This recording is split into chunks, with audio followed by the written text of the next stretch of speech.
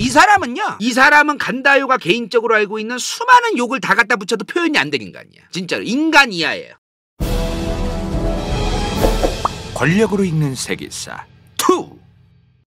자, 오늘 캄보디아 편입니다. 캄보디아란 국가 사실 동남아에 있는데 우리나라 사람들 뿐만 아니라 전 세계 특히 서방권 국가들도 동남아 국가들에 별로 관심이 없어요. 근데 이 동남아시아도 알면 알수록 굉장히 흥미롭고 굉장히 우리가 배울 점도 많아. 좀 알 필요가 있는데 게다가 캄보디아 하면은 우리가 딱 떠오르는 게 뭐예요? 앙코르와트. 앙코르와트 말고 별로 떠오르는 게 없죠. 근데 캄보디아의 역사라던가 지금 현재의 정치 상황 같은 거 보면은 정말 배울 게 많습니다. 오늘 캄보디아에 대해서 좀 좋은 얘기부터 하면은 앙코르와트 같은 게 있으니까 캄보디아가 관광업 이런 게 발달되어 있는 것도 사실입니다. 그런데 캄보디아의 주요 산업은 OEM이에요. OEM 주문자 상표 부착 생산, 의류 공장이 많아. 지금 아디다스, 나이키 이런 데도 메이드 인 베트남, 비엔남, 메이드 인 인도네시아 많죠. 캄보디아도 많이 만들어요. 메이드 인 캄보디아가 많아. 근데 우리나라에서는 캄보디아 거가 많이 들어오는 것 같진 않고 중국산이 많이 들어오는 것 같더라고요. 아디다스나 나이키 같은 브랜드 있는 거는 베트남이나 인도네시아 게 많이 들어오는 것 같고. 근데 지금 유럽이라던가 특히 독일, 유럽에서 독일이라던가 미국 같은 나라, 북미 지역에 그런 데는 메이드 인 캄보디아가 꽤 있나 보더라고요. 다만 캄보디아가 스스로 섬유나 원단까지 전부 다 만들어서 고급 브랜드의 옷을 OEM으로 만드는 건 아닙니다. 원단은 미국이나 북미라던가 유럽에서 보내줘요. 캄보디아로. 그 다음 캄보디아에서 그 원단을 이용해서 옷을 만드는 거죠. 그러니까 섬유를 만들긴 만드는데 캄보디아도 그렇게 고급진 섬유와 이런 거를 만들 수 있는 인프라는 잘 안 되어 있나 보더라고요. 지금. 그래서 괜찮은 섬유, 괜찮은 질감의 질 좋은 어떤 섬유나 이런 거는 일단 미국이나 유럽에서 가져와야 되고 그 다음에 재가공하는 이제 그런 거를 좀 해야 되나 보더라고요. 그 외에는 이제 농업이 좀 크게 있고요. 근데 이제 캄보디아 하면 딱 떠오르는 게 많지는 않습니다. 안타깝게도 캄보디아 하면은 떠오르는 게 요 근래는 지금 뭐예요?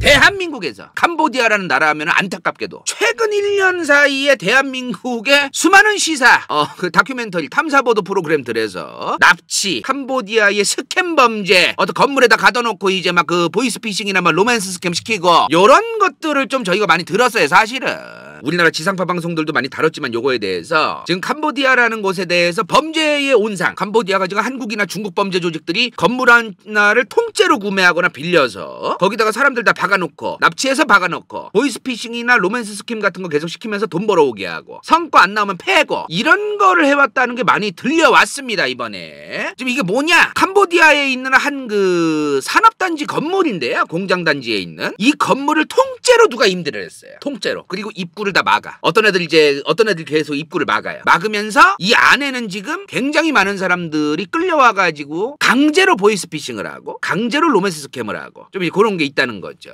뭐 이런 것도 있더라고. 주식 리딩방, 지금 리딩방도 많이 운영한대요. 한국인들이 한국인들을 상대로 캄보디아에 있는 범죄 조직과 한국인들이 한국인을 상대로 이제 주식 리딩방 사기 같은 거 치고. 리딩방 이거 불법입니다. 함부로 들어가지도 말고 아무것도 하지 마세요. 웬만하면. 그리고 정말 좀 씁쓸한 거는 이제 로맨스 스캠.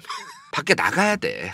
집에만 있으면 안 돼. 커뮤 하지 말랬잖아 얘들아. 진짜 진심으로. 진짜로 밖에 나가서 사람도 만나고 인터넷으로 채팅만 치면서 그 사람이 여자인지 남자인지도 확실하지 않은데 사진 같은 거 도용해가지고 보내준 다음에 내가 키 165에 몸무게 뭐 50kg 그리고 막 몸매 개쩐다 이런 사진 깔아놓고 이제 나랑 대화하자. 나 오빠 너무 좋다. 뭐 이런 식으로 대화하고 막 이런 좀 로맨스 스캠 같은 것도 좀 많이 있고 지금. 이거 굉장히 문제 생각보다 많대. 그러면서 이제 슬그머니 이제 오빠 나 이번에 진짜 큰일 났어. 학비가 모자라고 공부해야 돼. 뭐 이러면서 이제 돈 100만 원, 200만 원, 500만 원 막 달라고 하고 슬그머니 달라고 하다가 잠수 타고 요런 게 있대요. UN 마약범죄사무소의 2024년 따끈따끈한 보고서, 2024년 보고서에서 글로벌 스캠 산업, 로맨스 스캠이나 보이스피싱 이런 글로벌 스캠 산업의 중심지는 지금 현재 전 세계에서 동남아다. 동남아가 분명히 글로벌 스캠 산업의 중심지다. UN 마약범죄사무소가 이렇게 얘기했어요. 그중에서 지금 대규모 스캠 작업, 대규모 스캠 범죄 이런 작업장들이 조성된 곳 중 하나가 캄보디아입니다. 지금 저희가 알아보니까 국제 엠네스티가 2025년에 보고서를 썼어요. 캄보디아에만 대규모 그 스캠 단지가, 스캠 범죄를 하는 그런 단지가 50세 개 있답니다. 그러면은 50세개면 뭐 생각보다 그렇게 많은 건 아니지 않냐? 근데 대규모로 50세개다 이 말이야. 대규모로. 지금 봐봐. 이런 게 50세개 있다고 생각해봐요. 이런 건물. 와, 이거 건물이 지금 멀리서 보니까 그래 엄청 큰 거야 이게. 엄청 큰 거야. 자, 그리고 최근에 망고단지란 데가 있어. 망고단지. 요거 이번에 그 캄보디아 범죄 관련해가지고 다큐멘터리 보신 분들 아실 거야. 망고단지가 뭐냐면은 제가 구글맵으로 보여드릴게요. 여기가 망고단지예요. 지금 주변에 아무것도 없어 제대로. 나 막 이래. 여기가 망고단지예요. 이렇게 보면은 건물 하나밖에 없네. 자, 옆으로 가보겠습니다. 이게 망고단지입니다. 요 뒤에까지 여기까지 이어져 있어요. 지금 보시면 요 뒤에까지 보이시죠? 꽤 넓습니다. 이게 이런 망고단지를 이제 지자체에서 캄보디아의 지방에서 이제 이런 걸 지었는데 생각보다 잘 안 되는 거지. 뭐가 운영도 잘 안 되고 들어오는 사람도 별로 없고 임대는 계속 붙어 있고 임차인은 안 들어오고 공실률은 높고. 근데 누군가 외국인 단체가 와가지고 갑자기 외국인 법인이 오더니 통임대하겠다. 통으로 싹 월세 내면서 쓰겠다. 그럼 땡큐지. 솔직한 얘기로 이런 거 쓰면은 그 사람들 입장에서는 이 건물을 운영하는 주체들의 입장에서는 땡큐 아닙니까? 아무튼 그 중에 하나가 망고단지. 이 단지 이름이 망고단지예요. 지금 망고단지. 자, 이 망고단지가 얼마나 냐면은 축구장 17개 면적이에요. 36,300평입니다. 그리고 저 망고단지 안에 2,000명의 조직원이 상주하고 있었어요. 캄보디아 정부와 경찰이 올해 7월에 얼마 안 됐어. 올해 7월에 조졌어요. 한번 여기를. 예, 올해 7월에 조졌는데 급습을 했더만 이렇더라 이 말이야. 2,000명의 조직원들이 상주하고 있더라. 저 안에 들어가 봤더니 한국인들만 있던 게 아니야. 납치당한 중국인, 납치당한 베트남 사람, 납치당한 한국인, 뭐 이런 납치당한 다양한 사람들이 있던 거죠. 자, 근데 지금 캄보디아 정부가 올해만 130곳 넘는 저런 스캠 범죄 조직들을 단속했습니다. 그 과정에서 이제 조직원들이 3,000명 정도 체포가 됐어요. 봤더니 저 3,000명 안에 누가 있더냐. 저 3,000명 안에 중국인이 일단은 1,028명이었습니다. 베트남 사람은 693명이었어요. 인도네시아 사람들은 366명. 한국인은 57명밖에 없었습니다. 한국인이 생각보다 얼마 없네요. 그쵸? 중국인만 많고. 자, 그렇게 생각하면 안 됩니다. 지금 캄보디아 정부는 국민들과 전 세계의 여론을 의식해서 본인들이 이런 거를 소탕했다, 조지고 있다, 범죄 조직들 범죄의 온상인 국가로 안 만들기 위해서 최선을 다하고 있다고 쇼를 하고 있습니다. 그리고 뒷돈을 많이 주면 많이 줄수록 안 잡아요. 뒷돈을 제대로 안 준 애들만 조집니다. 그리고 뒷돈을 많이 줬는데도 불구하고 체포가 됐다 그러면은 한두 달 이후에 다시 공장이 운영돼요. 그러니까 잡는 척만 하는 거야. 지금 정부도 다 알고 있어요. 수많은 저 범죄 조직들의 돈들이 캄보디아의 고위직 공무원들, 정치인들 이런 사람들에게 들어가 있습니다. 지금. 그래서 보여주기식이라는 거죠. 저게 지금 이런 상황이 있어요. 그래서 실제로 캄보디아 현지인이 문제가 아니고 캄보디아에 들어간 다른 나라에 살던 범죄 조직들, 범죄자들, 이 사람들이 캄보디아로 갔어. 간 다음에 한국에 누군가를 모집한다. 한국에 뭐 사람인이나 뭐 알바 천국이나 이런 데다가 적어. 이러이러해서 이런 일을 시킬 거고 뭐 캄보디아 언어를 전공한 학생들, 캄보디아어라던가 태국어를 전공한 학생들, 캄보디아 무역회사에 연봉 뭐 5,500 뭐 이런 식으로 막 해. 그리고 캄보디아에 왔어. 공항에 왔어. 그럼 차에 태워가지고 이제 저기로 들어가는 거예요. 어떻게 그런 일이 있을 수 있느냐. 지나가는 길에 경찰이 잡을 수도 있는 거 아니야. 돈 주면 된다 이 말이야. 돈 주면. 캄보디아에서 내가 들고 있는 돈으로 캄보디아 경찰이나 이런 사람들을 매수하기가 편하니까 쉬우니까 자기들의 원래 국가에 있는 사람들도 캄보디아에 들어오게 유도한 다음에 캄보디아에 오는 순간에 이제 지들 마음대로 할 수 있다. 요런 거죠. 근데 이거에 대해서 지금 캄보디아 주민들도 뭐라고 얘기를 하냐면은 저거 보여주기식이다. 오히려 캄보디아 현지 주민들 피셜이에요. 이게 대부분 저거 보여주기식이다.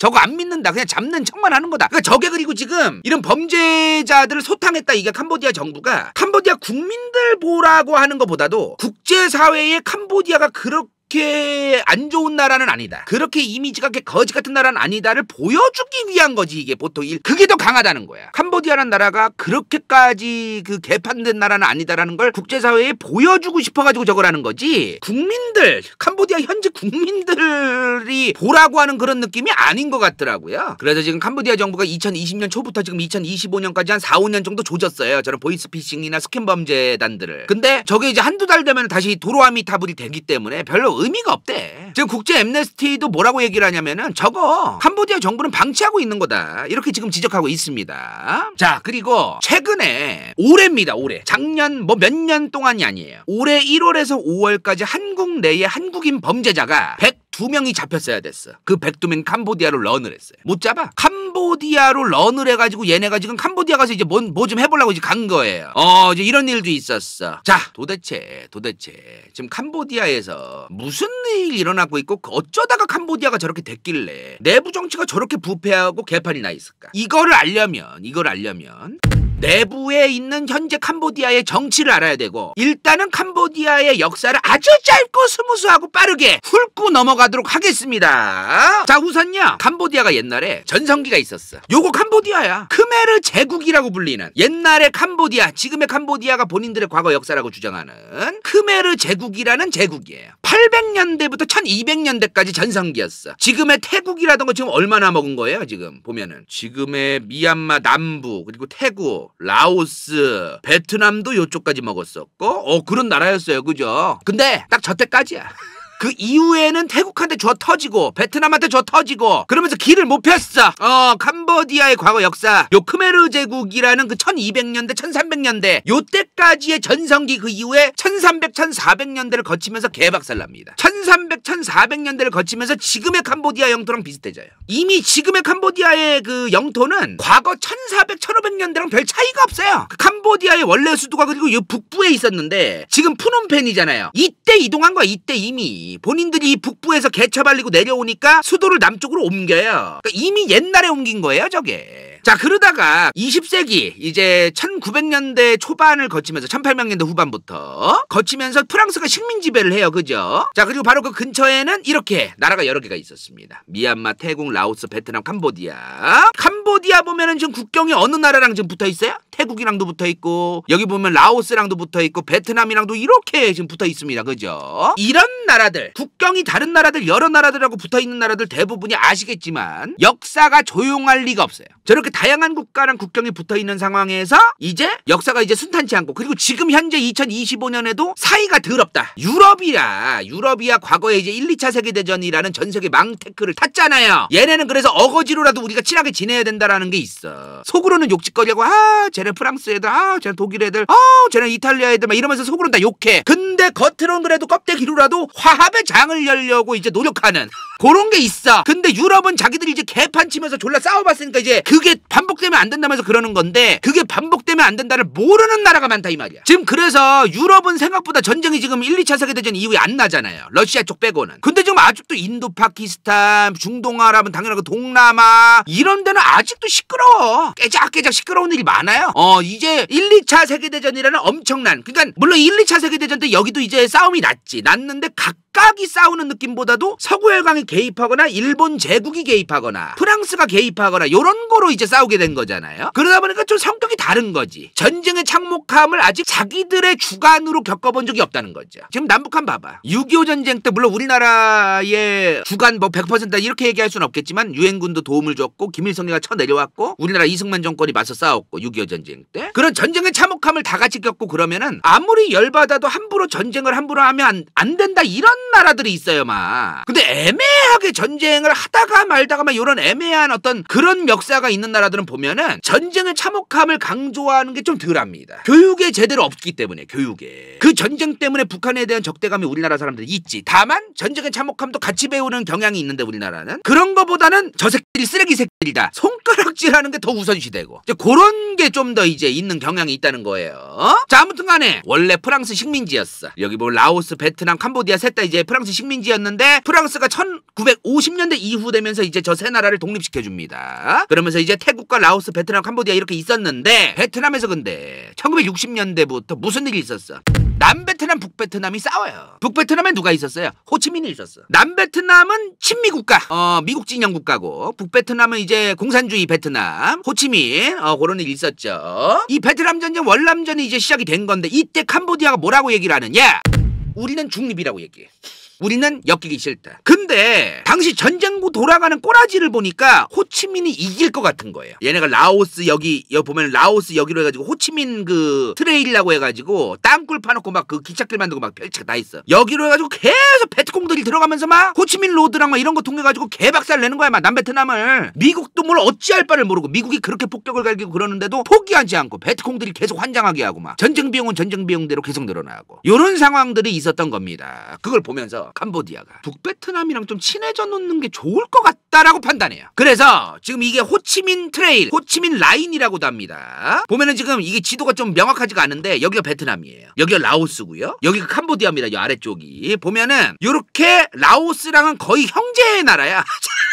라오스랑은 거의 뭐 그냥 공유를 했어. 그냥 길목을 다 공유했어. 라오스랑은 베트남, 북베트남이. 자, 근데 캄보디아랑도 요런 식으로. 캄보디아도 저기를 허용시켜줘요. 북베트남 애들이 여기까지 내려와가지고 여기서 왔다 갔다 하게끔 허용을 해줍니다. 자, 근데 이렇게 되니까 미국이 이거를 북베트남 쪽에만 폭격 갈기면 이게 될 일이 아니구나. 캄보디아도 조져야 되고 라오스 쪽에도 폭격 갈겨야 되고 북베트남에도 폭격 갈겨야 되고, 그러니까 폭격을 다 갈겨야겠구나. 이게 지금 북베트남이랑만 싸우는 게 아니구나. 우리가 민간인이 죽든가 말든가 일단은 폭격을 갈겨라, 요거를 해요. 저 폭격의 효과가 뭐가 있냐면, 일단은 이게 우리가 이렇게 사진으로 보면은 폭격기가 이렇게 미사일 같은 거 막 떨구면은 그냥 떨구나 보다 그냥 그러고 끝나잖아. 저게 우르르 떨어져가지고 그 지상에 있는 사람들이 보기에는 펑펑펑펑펑펑펑펑펑이에요. 그거를 한두 번 보면은 겁이 나서 이 전쟁에 참전하기가 어려워집니다. 사기가 꺾여요. 그러니까 저 폭격이라고 하는 게 단순하게 그 적을 제압하고 적을 죽인다, 요거만으로 하는 게 아니란 말이야. 저게 저 폭격을 갈겨야만 사기가 꺾이고 전쟁에 대한 그 압도적인 분위기, 전쟁을 지지하던 분위기나 여론, 이런 게 저 나라 내부에서도 없어지고, 이런 것들이 또 여러 가지가 있는 거예요. 저게 그래가지고 미국이 요 캄보디아 쪽에도 폭격을 갈기기 시작합니다. 이제 그러면서 캄보디아 내부에서도 아니 우리가 도대체 왜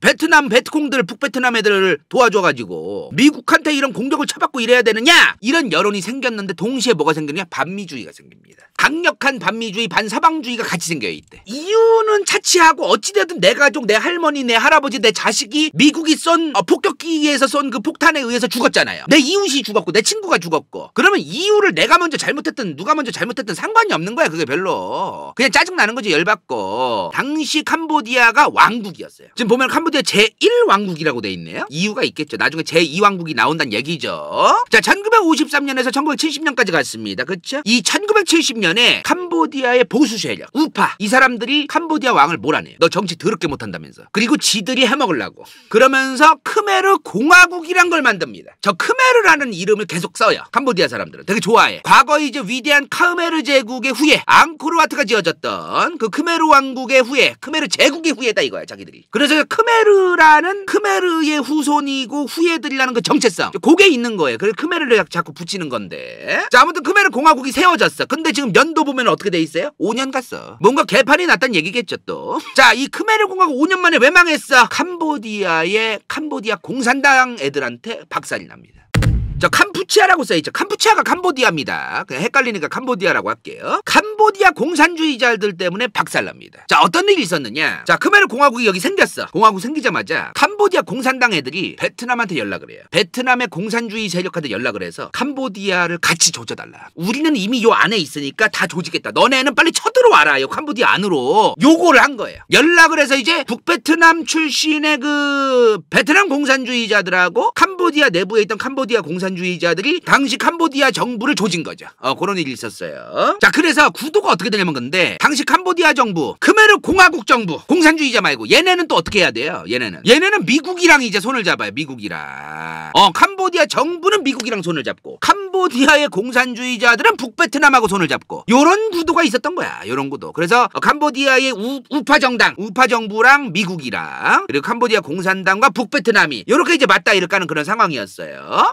1970년이면요 아직 남베트남이 공산화가 다 됐을 때는 아니에요. 아직 미국이 완전하게 뺐을 때는 아니에요. 그런데 1970년이면 곧 빠질 상황이에요. 미국이 곧 빠져나갈 상황이잖아. 그렇잖아요. 남베트남의 여러 지원을 아낌없이 제공하겠다고 얘기했어. 당시 미국의 닉슨 대통령이. 저 얘기는 뭐냐면은 지원 아낌없이 할 테니 니들이 알아서 싸우란 얘기예요. 미군들이 베트남전, 월남전에 참전하는 건 이제 안 된다. 우리는 빠져야겠다. 지원을 아낌없이 할 테니 니네가 알아서 싸워라. 공산주의자들하고. 이제 그러면서 나간단 말이야. 이제 미국이. 자, 근데 결국에 이제 개처발리죠. 남베트남 애들이 워낙에 이제 전쟁 수행이나 어떤 그런 게 제대로 안 됐어. 애들 부패하기도 하고 제정신도 못 차리고 좀 상태가 안 좋았어. 북베트남한테 개처발려요. 그러면서 이제 이 통일된 공산주의 베트남, 강력하게 이제 캄보디아를 조지려고 했겠죠. 그렇죠? 그러면서 캄보디아 정권이 넘어갑니다. 갑니다. 그러면서 이제 캄보디아가 공산당이 먹어요. 공산주의 이제 그 캄보디아가 됩니다. 그러면서 이제 베트남도 공산화가 되고 캄보디아도 공산화가 된 거예요. 당시에 이 캄보디아 공산당이 가지고 있던 군사 조직이 있었어. 걔네를 크메르 루즈라고 합니다. 이거는 좀 그 캄보디아 역사 공부해 보신 분들 많이들 아실 거예요. 폴포트, 그렇지. 폴포트. 여기 이제 사진도 구려요 지금 화질이. 그쵸? 영화 킬링필드의 배경이 됐던 게 크메르 루즈. 저 캄보디아 공산당 애들의 개수작질들인데, 아무튼간에 이 캄보디아 공산당이 이제 정권을 잡았단 말입니다. 그쵸? 이때 캄보디아 공산당의 지도자가 바로 폴포트입니다. 이 사람은요, 이미 과거에 이제 간다요의 친구 효기심도 올렸었지만, 이 사람은 간다요가 개인적으로 알고 있는 수많은 욕을 다 갖다 붙여도 표현이 안 된 인간이야. 진짜로 인간 이하예요. 영화가 이제 1984년에 개봉한 영화예요. 킬링필드가. 저 영화 제목 자체가 실제 사건이야. 1975년에서 79년까지 이 4, 5년 동안 캄보디아 공산당의 지도자였던 폴포트, 그리고 캄보디아 공산당의 간부들이 엄청난 대학살을 했던 사건이 있었어요. 그걸 이제 킬링필드라고도 부릅니다. 이거랑 관련된 사진들이 있는데요. 그 사진들을 제가 감히 방송에서 보여드릴 수가 없어요. 너무 끔찍해서. 요거 보여드리면 다 감이 올 거야. 1974년에 캄보디아 전체 인구가 678만 명이었습니다. 1979년에 508만 명이 됩니다. 자, 얼마나 죽은 거예요? 25% 감소합니다. 전체 인구의 25%가 감소해요. 678만 명에서 전체 인구의 25%가 빠진 게 508만 명입니다. 자, 그러면 전체 인구의 25%가 감소했다는 건 4명 중에 1명이 죽었다는 얘기예요. 아니면 5명 중 1명이 죽었는데 더 이제 출산이 안 되거나 애들을 낳을 여자들도 많이 죽었거나 이제 그랬을 수도 있고요. 아무튼 전체 인구의 4명 중 1명이 죽었다는 얘기인데, 5,100만 국민 대한민국 인구의 25%는 1,275만 명입니다. 비율적으로 따지면 대한민국 인구의 1,275만 명이 죽은 거예요. 4, 5년 만에. 엄청난 거야 이게 근데 캄보디아라는 나라에 대해서 사람들이 관심이 별로 없고 그러다 보니까 잘 모르는 사람들이 많은데 150만 명 정도 죽었네 이러면 안 돼요. 엄청나게 죽은 거야지. 엄청나게. 자, 왜 죽였냐 그러면. 자, 이제 에브리바디. 이 사람 이름 뭐라 그랬어요? 캄보디아 공산당의 지도자, 저 새끼 이름 뭐라 그랬어? 폴포트. 이 인간이 약간 마오쩌둥 감성이야. 마오쩌둥의 홍위병들을 앞세운 문화대혁명 감성이 있어요. 저 사람이. 당시 캄보디아 상황이 뭐였냐면은, 자 일단은 기본적으로 요런 게 있었어. 기본적으로 일단은 미국도 개입을 해가지고 캄보디아 사람들, 민간인들을 많이 죽였단 말이에요. 폭격 같은 거 해가지고. 그러다 보니까 기본적으로 반미 감정이 어마무시했어. 반서방주의라든가 이런 게 어마무시했단 말입니다. 그리고 여기에 공산주의 같은 게 퍼지기 시작해요. 경제가 어렵다 보니까. 경제가 어려우면 공산주의가 퍼져요. 이승만 정부, 박정희 정부 때까지 미국이 우리나라한테 돈을 주고 밀가루를 갖다 주고 이랬던, 지원을 해줬던 이유가 뭡니까? 가난하면 공산주의가 퍼진다 이거야. 가난하면. 그럼 미국도 잘 알고 있었고, 이승만 정부도 잘 알고 있었고, 박정희 정부도 잘 알고 있었어요. 가난하면 퍼져요. 공산주의는. 가난했기 때문에 구한 말부터 일제강점기를 거치면서 우리나라에 공산주의가 퍼진 거지, 단순하게 공산주의 사상이 너무 좋고 공산주의 사상이 너무너무 뭐 지상 낙원 같고 단순히 그거 하나만으로 퍼지는 게 아니에요. 그 이론이 있지만 그 이론에 관심을 가질 필요가 없어. 지금 내가 등 따수고 배부르면은 공산주의 사상에 관심 가질 필요가 없어요. 근데 배고프고 이제 거지같이 살고 이제 집 쫓겨나고 막 길거리에 그냥 나앉고 막 이러면은 공산주의에 빠지게 되고 이제 그런 게 있다 이 말이야. 그래서 가난해지면 안 돼. 아무튼 간에 저 공산주의가 이제 많이 퍼지기 시작하고 반미 감정과 공산주의가 같이 퍼진 거죠. 그 경제도 어려웠고, 그리고 여기서 중국 공산당이 지원까지 해줬었어요. 마오쩌둥이. 왜냐면 폴포트가 마오쩌둥을 좋아했어. 이 인간이 마오쩌둥을 굉장히 좀 뭐랄까 좀 롤모델스럽게 생각하는 그런 게 있었어요. 이 사람이. 마오쩌둥이 지원해서 캄보디아가 단순하게 마오쩌둥의 오더를 듣고 이게 아니고, 일단은 1차적으로 공산주의 캄보디아의 지도자가 폴포트인데, 저 폴포트가 마오쩌둥을 좋아했어요. 일단 기본적으로. 그러다 보니까 마오쩌둥과 친하게 지내고 중국의 영향이 좀 많이 생기고, 중국의 마오쩌둥이 한 정책 같은 거를 따라하려고 하고, 폴포트가 그런 게 좀 있던 거죠. 자, 아무튼 이런 상황에서 이제 굉장히 많은 국민들을 상대로 캄보디아의 폴포트라든가 캄보디아 공산주의자들이 열심히 이제 얘기를 했겠지. 자, 여러분, 미국이 그동안 우리를 얼마나 폭격을 많이 했습니까? 개 같은 거 맞잖아요. 그리고 우리가 위대한 이 캄보디아를 건국해서 살아가야 된다. 과거에 있었던 캄보디아 왕국, 과거에 있었던 캄보디아 크메르 공화국, 얘네들 얼마나 정치 개같이 했습니까? 수많은 국민들이 지금 굶어 죽어가고, 수많은 국민들이 배고파하고 이러는데 왜 이렇게 지금 다 힘들게 삽니까? 다 미국 때문이고, 다 반동놈의 새끼 때문이고, 사회주의 공산주의 지상낙원을 만드는 걸 방해한 세력들 때문이다 이거야. 이런 말을 졸라게 해요. 폴포트랑 캄보디아 이제 공산주의자들이. 자, 여기서 근데 이런 말을 해. 우리가 일단은 자급자족해야 된다.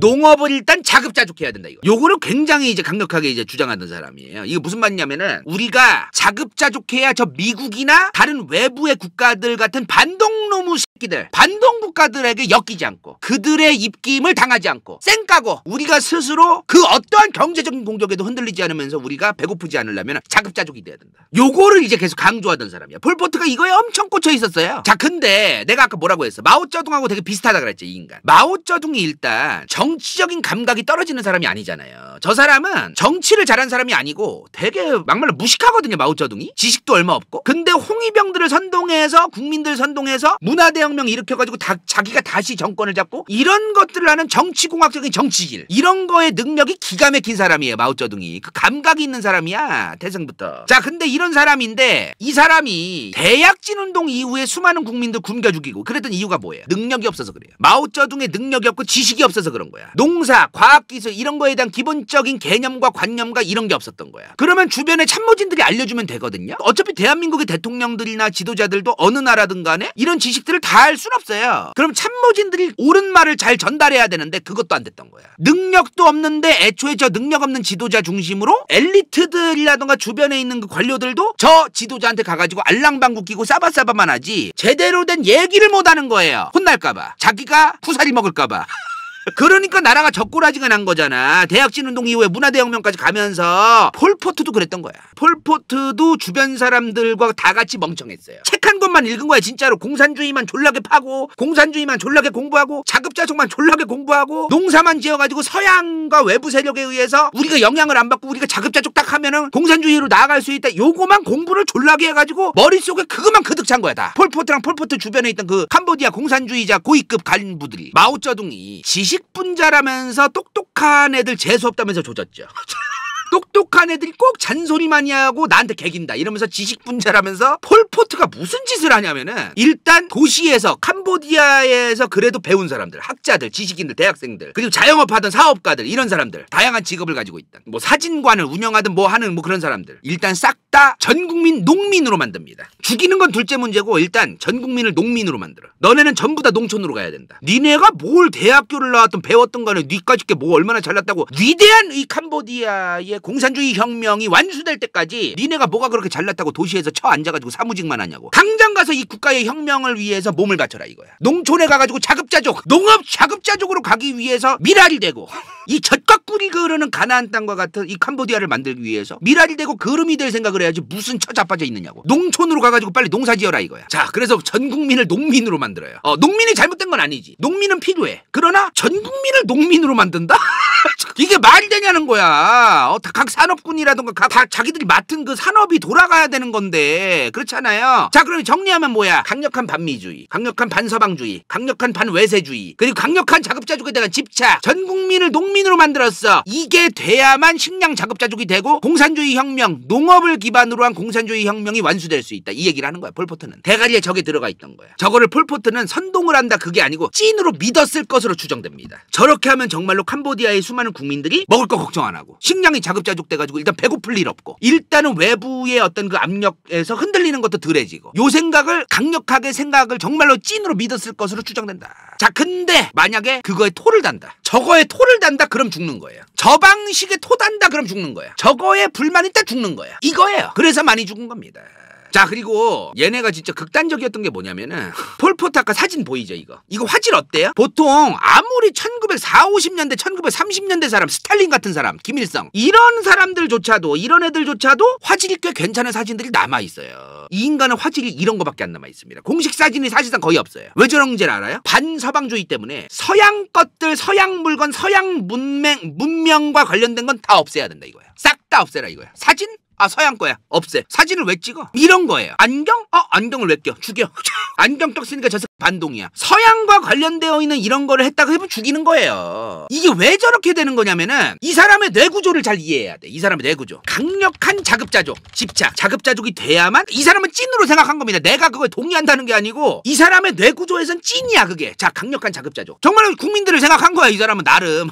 국민들이 배고프지 않아야 한다. 근데 국민들이 배고프지 않아야 되는데 캄보디아 러시아가 미국 말 듣고 소련 말 듣고 중국 말 듣고 자꾸 외부에 있는 어떤 특정 국가의 입김을 작용받으면은 캄보디아의 공산주의 혁명, 저 국민들이 배고프지 않는 저 세상을 만드는 게 어렵다 이거야. 실제로 그렇긴 하겠죠. 식량난만 없어도 러시아가 지금 러우 전쟁을 어떻게 지금 몇 년째 버티고 있어요. 식량난이 없어요. 러시아는 식량 자급자족이 되기 때문에 버티는 거예요. 그러니까 일단 기본적으로 식량이 자급자족되면 외부의 압력과 입김에서 좀 벗어나고 개길 수 있는 게 있기는 있습니다. 그거는 맞아요. 맞는데 그거에만 집착을 하다 보니까 저걸 해가지고 공산주의 이제 혁명을 완수해야 된다라는 거, 전 국민이 행복해야 되고 본인도 보람이 있고 이거를 완수해야 된다라는 거 하나만 있는데 자꾸 안경이 보여. 컴퓨터라는 막 그런 게 보이고 키보드가 보이고 씨발 잠깐 뭐 사진관에 뭐 카메라가 보이고 막 이래. 저걸 어떻게 봤겠어? 이 사람은 어떻게 봤을까요? 이런 거에 지금 찐으로 빠져있고 막 매몰되어 있는 사람이 이런 서양 물건들을 막 보면은 무슨 생각이 들었겠냐는 거야. 거슬리는 거야. 그냥 다 거슬리는 거야. 저런 것들 때문에 이 강력한 자급자족으로 하루빨리 가야 되는데 이게 하루라도 늦어지고 1년이라도 늦어질 것 같고 괜히 같은 거야. 내 눈앞에서 없애고 싶은 거야. 다 없애고 싶은 거예요. 이런 거야. 이 사람의 뇌구조에선 그랬던 거야. 그래서 5년 만에 캄보디아 전체 인구의 25%가 사라진 겁니다. 저런 마인드에 빠져 있었기 때문에. 이런 일이 있었어요. 진짜 말도 안 되는 거야 이게. 멍청한 인간이 지도자 함부로 하고 권력을 다 쥐고 있으면 큰일 나는 거야. 그래 나라가 진짜로 큰일 나요. 큰일 나 정말로. 그러니까 생각보다 이제 역사를 표면적으로만 보면은 와 저 새끼 악마구나 또라이구나 사이코패스구나 그래서 죽였겠지 이렇게 되는 경우가 많은데 다 이유는 있어. 그 이유가 합리화될 수 없고 정말 잘못됐고 말도 안 되는 거지만 나름의 저그들의 이유는 다 있더라고요. 또 보면은 나름의 저그들의 이유. 그래서 이 인간 화질이 구린 거야 사진이. 아 정말 어이가 없고 실소. 정말 뭐랄까 좀 이 웃음이 웃겨서 웃는 게 아니고 진짜 좀 실소? 좀 그런 느낌이죠. 실소한다. 좀 그런 느낌. 히틀러보다 더한 인간이야. 이 인간은 진짜 거의 동급이지. 자 근데 폴포트는 그렇다 치더라도 어떻게 저걸 폴포트 혼자 다 총 쏴가지고 죽이진 않았을 거 아니에요. 폴포트를 따르는 수많은 사람들도 같이 저거에 동참을 했으니까 저렇게 많은 사람들이 죽은 거지. 맞잖아요. 자 그러면 저 사람들은 저걸 왜 따랐냐 이 말이야. 그게 중요한 거 아니겠습니까? 이런 게 있었어요. 폴포트가 저 인간이 참 그 이상한 데서 짱구를 잘 굴리는 게 일부러 젊은 10대 중후반에서 20대 초중반 그 어리고 젊은 애들 중에 열등감 개쩔고 복수심 개쩔고 세상 물정 모르고 양보할 줄 모르고 지 말이 무조건 맞다고 이제 객기 부리고 원래 애들이 그렇잖아. 젊은 애들이 다들 그랬잖아. 여기 남자분들 특히 본인들 중고등학생 때랑 대학생 때 옆에 여자 있다고 이제 객기 부리면서 건대 입구나 신노년에서 맞짱 까고 막 그랬잖아요. 어른들. 옆에 여자 있다고 막 객기 부리고 막 그러셨잖아. 그 나이 때가 원래 그래. 완장 하나 잘못 차면은 진짜 애들 그냥 버르장머리 다 답도 없는 거야 그 나이에. 이제 그럴 때가 있잖아요. 그런 애들만 고른 거예요. 그런 애들만 뽑았어. 일부러. 그래서 공산주의 간부로 뽑아가지고 얘네가 완장 차고 이제 책임감으로 똘똘 뭉치고 자기 부모를 잃었어. 미국이 폭격해가지고 자기 부모를 잃었어. 그리고 크메르루즈 저 캄보디아 공산주의자들한테 너네 부모라든가 너네 할머니 할아버지들이 배고픈 이유는 과거에 있었던 그 반동색들 때문에 그런 거다. 그리고 자기 부모조차도 제대로 사랑하지 않게끔 오로지 공산주의 혁명만 사랑하고 너희 부모도 반동일 수도 있다. 너희 조부모 할머니 할아버지도 반동일 수 있다. 막 이런 짓을 한 거야. 막 진짜 홍위병이야 홍위병. 부모 형제랑도 갈라서고 부모 형제들도 자기가 죽이게 만들고 요런 게 있었어요. 얘네들은 믿었겠지. 폴포트가 말하는 저 지상낙원 농업 자급자족 시대 그놈의 자급자족 그놈의 저 자급자족으로 가면은 모든 게 해결되고 지상낙원이 오고 그거에 반대하는 내 부모 그러니까 정치병 빠진 사람이 내가 더불어민주당 지지하는데 내 부모가 국민의힘 지지해. 내란견 윤석열을 아직도 좋아한다면서 자기들 친구들 중에 더불어민주당 지지하는 애들끼리 만나가지고 나 솔직히 부모님하고 쌩 까고 싶어. 우리 엄마 아빠 아직도 내란견들 옹호하고 윤석열 좋아해. 짜증나 쌩 까고 싶어. 이게 극대화되면 어떻게 되겠냐는 거예요. 이 감정선이 극대화되면 어떻게 되겠냐는 거야. 그랬던 거야 쟤네가. 저 애들이 그랬던 거예요 당시에. 정말 무서운 거야 이게 정치라는 게. 그래서 그러니까 이게 이런 내용으로 세뇌를 자꾸 당하니까 애들이 더 이제 객기 부리고 저런 짓까지 했던 거지. 사실 지금 보면 폴포트가 말한 거 이거 여러분들이 지금 2025년에 들으면은 그런가 보다 정말 저 말이 맞나 보다 그러실 거예요? 아니죠. 대부분 굉장히 비상식적인 말들이잖아요. 그죠? 저런 말 백날 해봤자 뭐 기구력에 들어오지도 않아. 중국 간첩이 있습니까? 있겠지. 대한민국 중국 간첩이 있겠지. 난 있다고 믿어요. 중국 간첩이 있다고 믿어 나는. 다만 쟤네가 우리나라의 선관위와 정권을 흔드냐는 거야.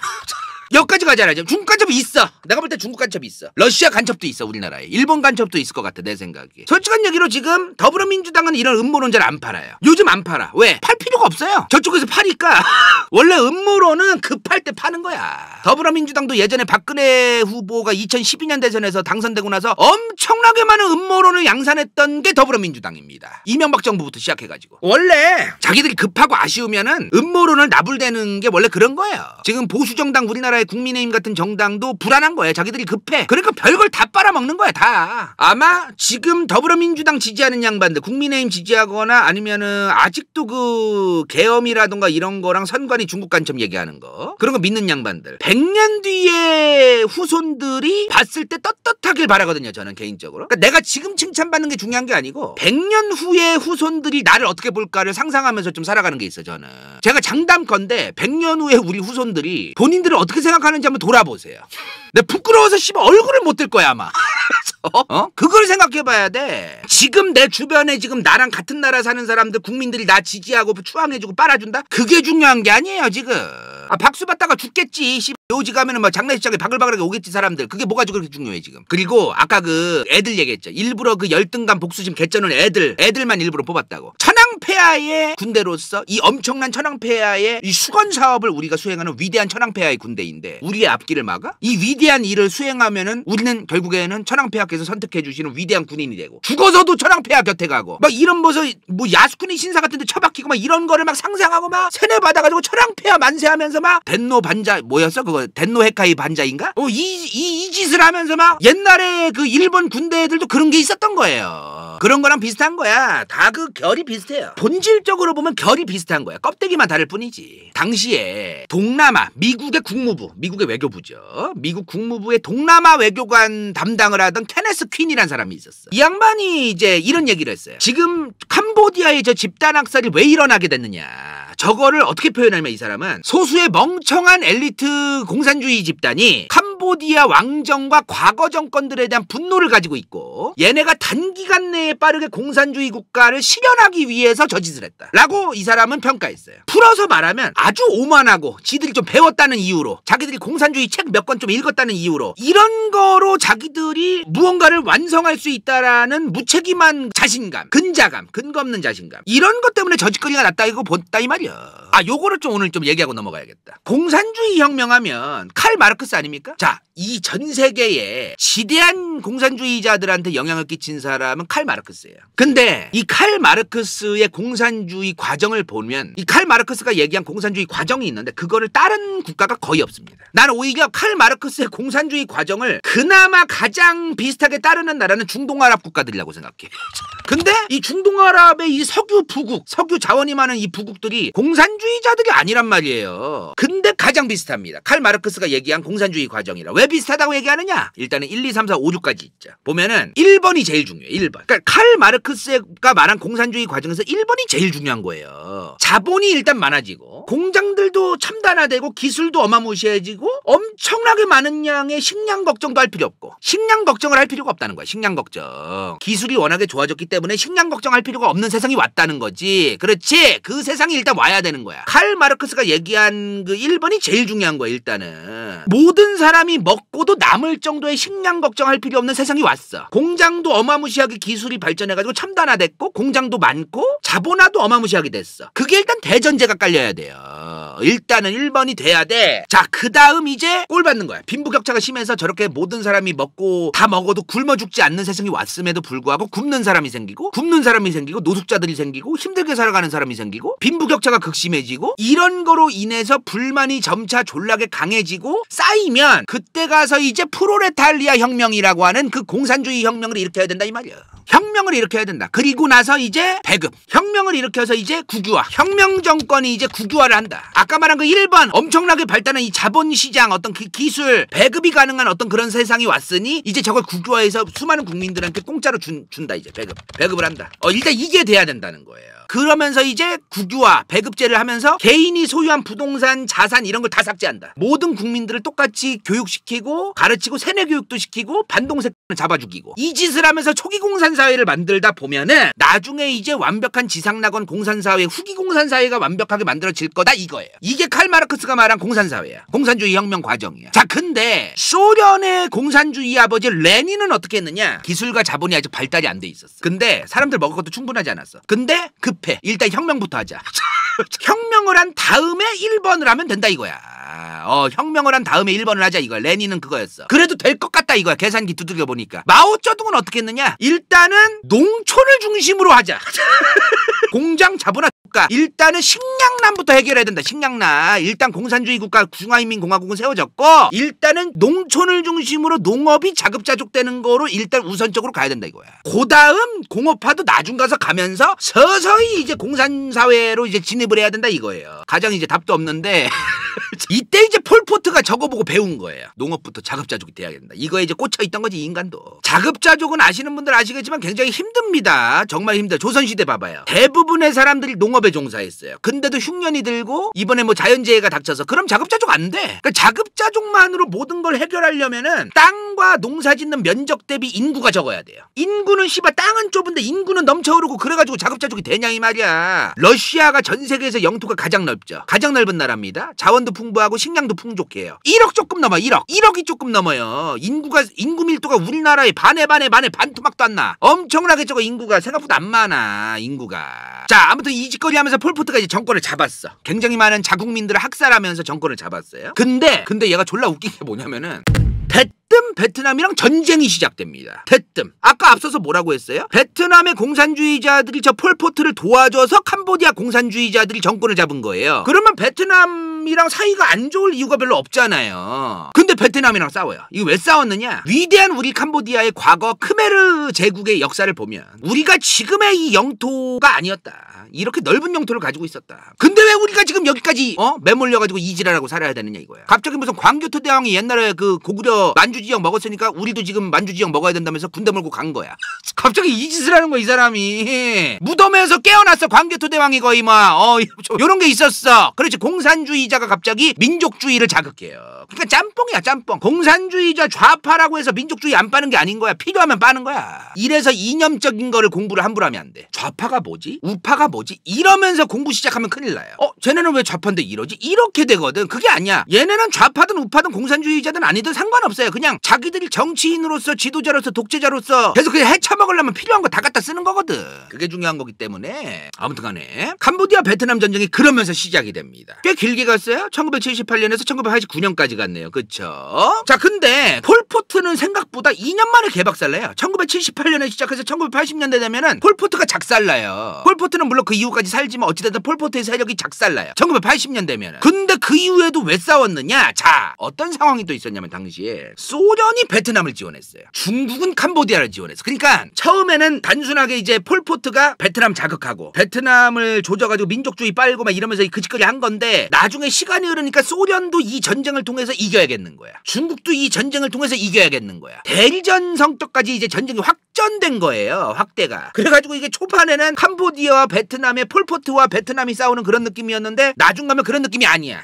가면 갈수록 이제 저렇게 변해요. 좀 성격이. 자, 근데 이 과정에서요. 결국에 캄보디아의 공산주의자들이 베트남 공산주의자들한테 박살나요. 그러니까 이게 공산주의자들끼리 서로 사이가 좋은 게 아니야. 각각의 나라고 각각의 국가일 뿐이고 그냥 공산주의 체제일 뿐이지 각각 사이가 좋지가 않아요. 그래 막 자기들 이익이 된다 그러면은 조지고 싸울 거 다 싸워. 자, 아무튼 간에 일단은 폴포트의 세력은 나가리가 됐어요. 폴포트의 세력이 나가리가 되면서 1979년에 베트남이랑 싸우고 있습니다. 베트남이랑 싸우고 있지만 일단은 정권이 바뀌어요. 캄보디아 인민공화국. 캄푸치아가 캄보디아야. 자, 1979년에 이제 캄보디아 인민공화국이 세워져요. 근데 되게 재밌는 게 뭐냐면은 캄보디아 인민공화국이 이 1979년에 생겼는데도 보면은 계속 싸우잖아. 베트남이랑 캄보디아가. 어떤 상황이 있었냐면은 잘 들으셔야 조금 복잡해요. 캄보디아 인민공화국은 베트남이 세운 괴뢰 정권이에요. 캄보디아 인민공화국이 세워졌어. 베트남 공산당이 뒤에서 밀어준 특정 괴뢰 정권이에요. 베트남에. 그러면서 시작한 거야. 근데 왜 베트남하고 싸웠느냐? 자, 캄보디아 인민공화국이랑 베트남이 싸운 게 아니고 이미 캄보디아의 이 캄보디아 인민공화국이라는 정권은 세워졌는데 폴포트를 따르던 그 잔챙이들이 너무 많은 거야. 너무 많은 거야. 그래서 이 캄보디아와 베트남의 전쟁이 89년까지 간 거는 캄보디아 인민공화국과 베트남이 손을 잡고 폴포트의 잔당이 남아있는 캄보디아를 조진 전쟁이에요. 뭔 말인지 아시겠죠? 요런 전쟁인 거야. 저게 뭐 단순한 그런 전쟁이 아니에요. 이게 캄보디아의 원래 폴포트의 그 세력과 베트남이 싸운 게 아니고, 단순한 그런 게 아니고, 캄보디아의 새로운 정권이 들어섰어. 베트남이 이제 지원해준 그 세력은 곧 이제 캄보디아 먹을 예정이에요. 그리고 베트남도 같이 이제 힘을 합해서 폴포트는 이미 축출됐지만 그 잔당들을 조지는 그 과정에 있었던 겁니다. 자, 그러면서 어찌되었든 폴포트의 잔당들만 제거되면은 사실상 끝난 거야. 이제 캄보디아의 사실상 실제 정권은 저 캄보디아 인민공화국이란 나라예요. 캄보디아 공산당의 국가가 아니고 이제 캄보디아 인민공화국이란 새로운 정권이 세워진 거야. 자, 여기서 지금 현재까지 캄보디아의 실질적인 지도자를 하고 있는 훈센이 여기서 등장합니다. 한나요 인생 동반자 저키 반미 성형 피부과 전주 한옥마을 인재고택 각인당 박경민 화이팅 컵에 간다요 후원자분 당가 간다요 후원자인 부츠 브이스터월 은빛마술사 가로낸 갱다 최영인 수리석 크로스컵 제이파 정선존너 시우필 신보석 ANNSB 칠레 이건 재밌을지도 몰라.